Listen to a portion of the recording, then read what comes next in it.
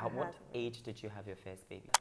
Where did you meet this particular man? How old is he? 13 years older than me.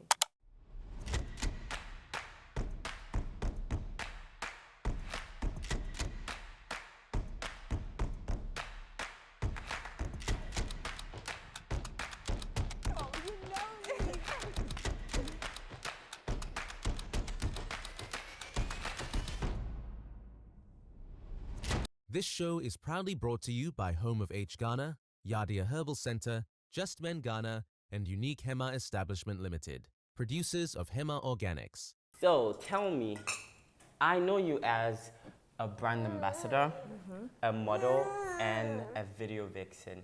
How did all of that begin? It all started with Selassie House of Fashion. Okay. Shirley Selassie, who I now call a friend. Okay.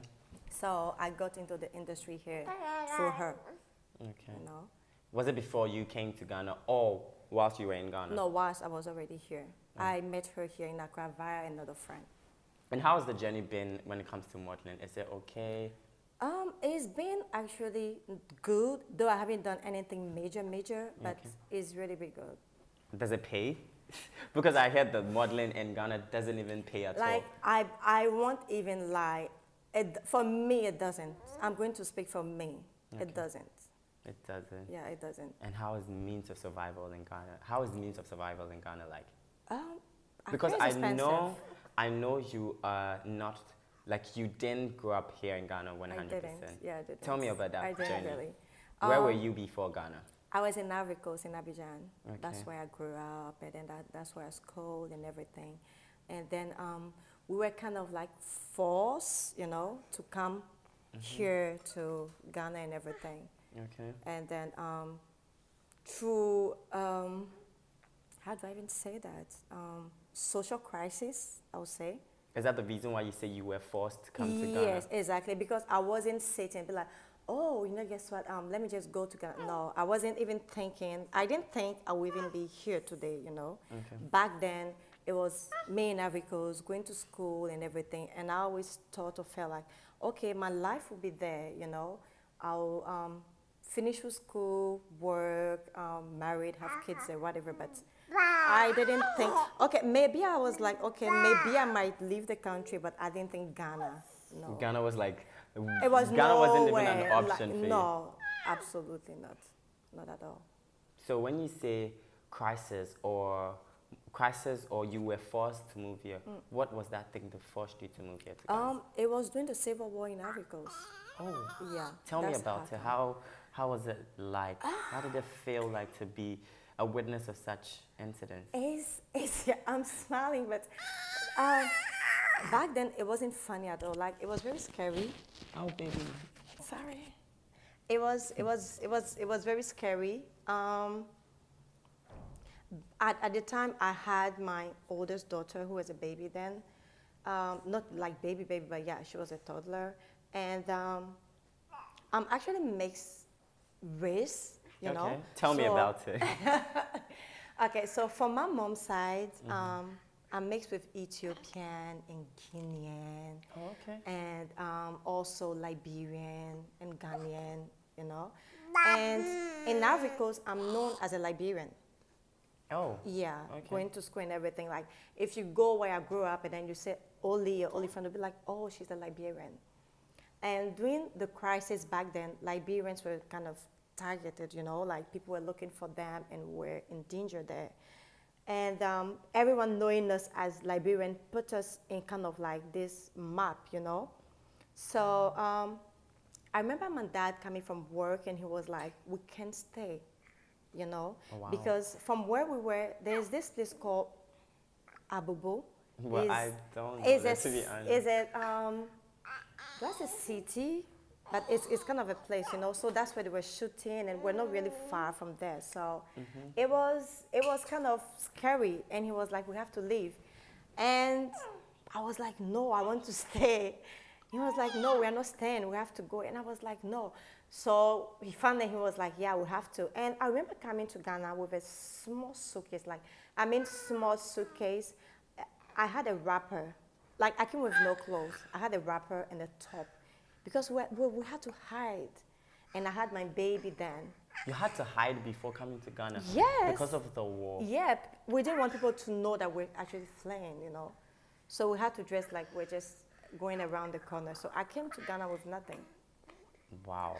With me, my dad, my baby, my stepmom, her daughter. Like, Where was came your with nothing. biological mom at that time?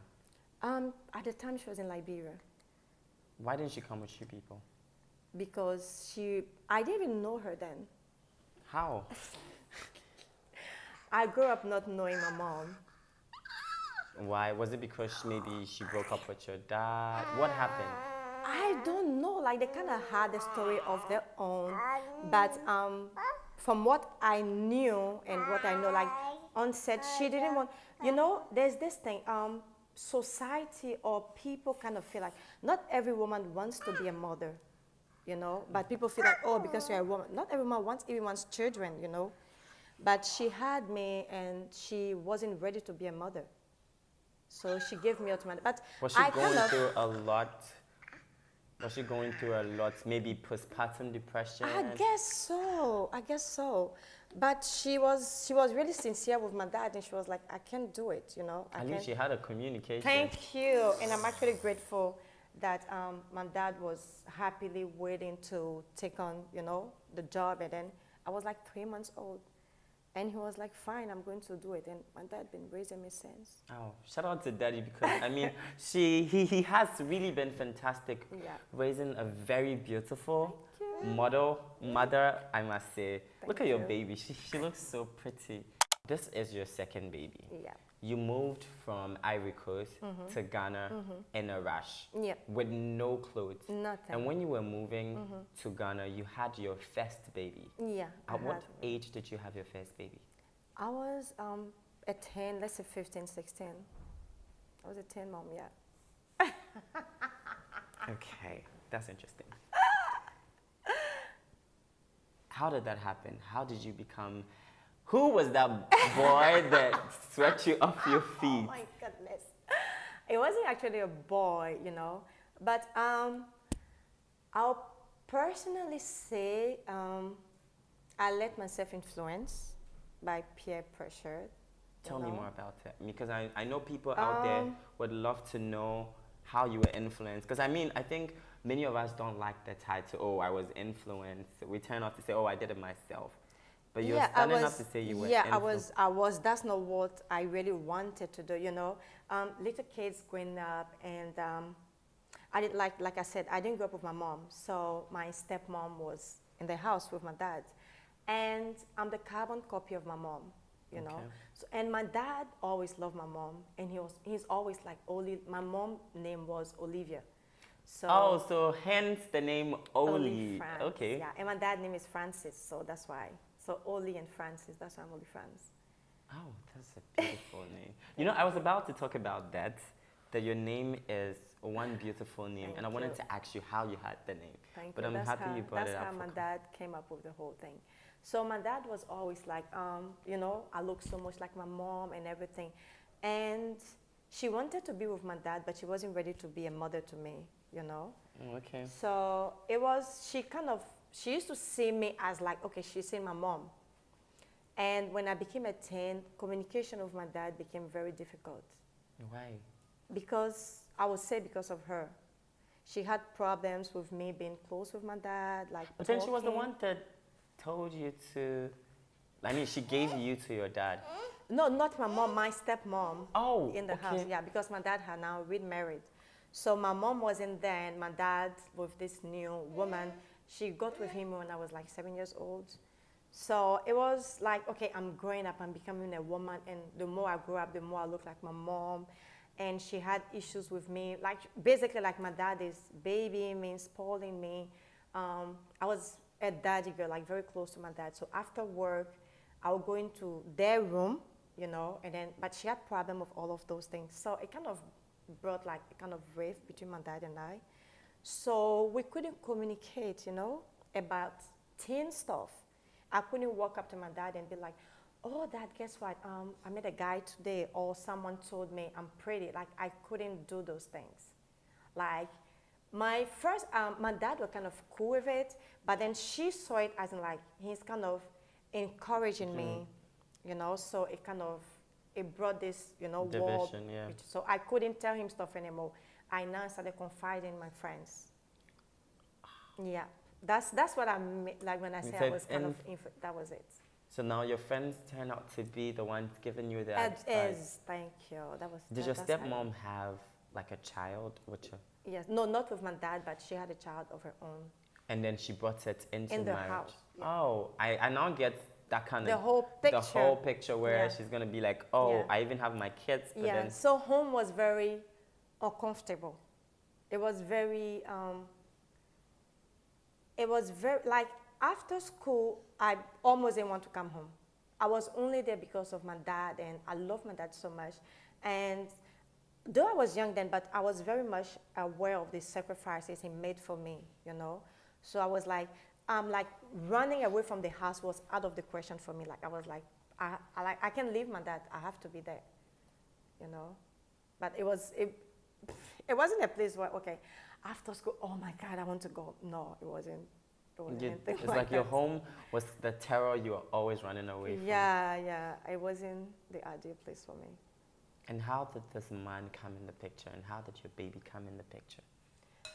This was someone I kind of knew, you know, and like because of the whole home situation. So after school, you want somewhere to go and hang, you know, and that's how come he came into the picture, because he had a place of his own, and I could just go there. And I used to love music, like listen to music.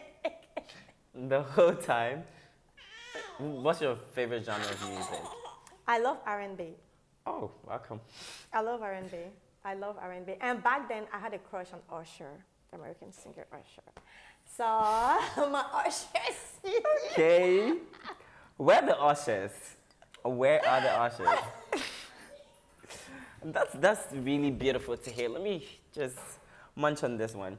Yeah, so keep talking. I'm enjoying this. It was just, you know, that's how come the whole thing came up. And then I started telling my friend, I had this close friend, Carol, about him and everything.